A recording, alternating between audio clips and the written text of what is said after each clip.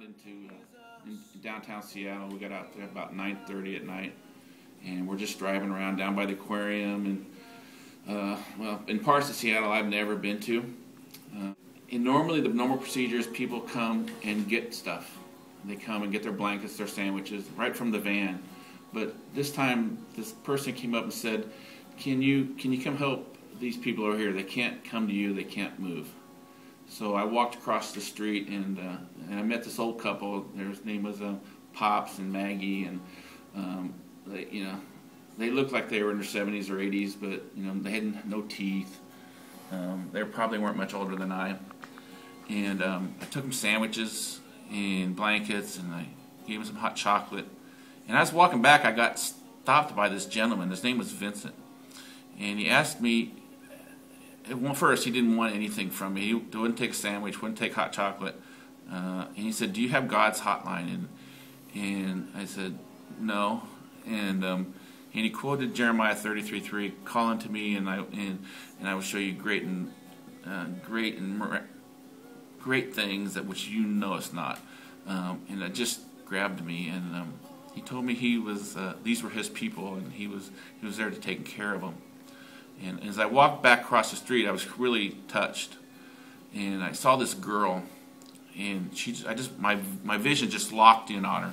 She was wearing a pink hat, and I don't know what it was, but I must have been staring at her, because she asked me what was up, and I said, "It's your hat, it's your pink hat," and it kind of broke my daze. And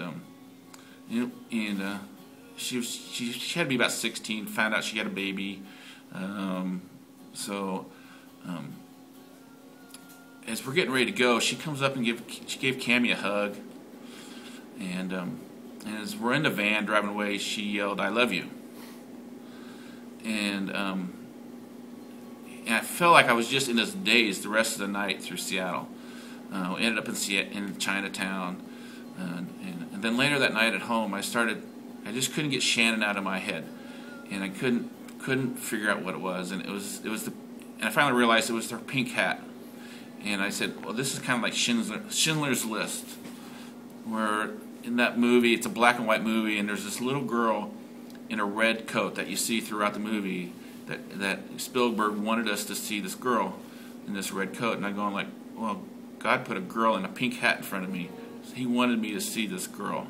And I don't remember what else. So I saw Bibles. There was Bibles there underneath this overpass, and some of them were just laying there. Some of the folks were reading their Bibles, and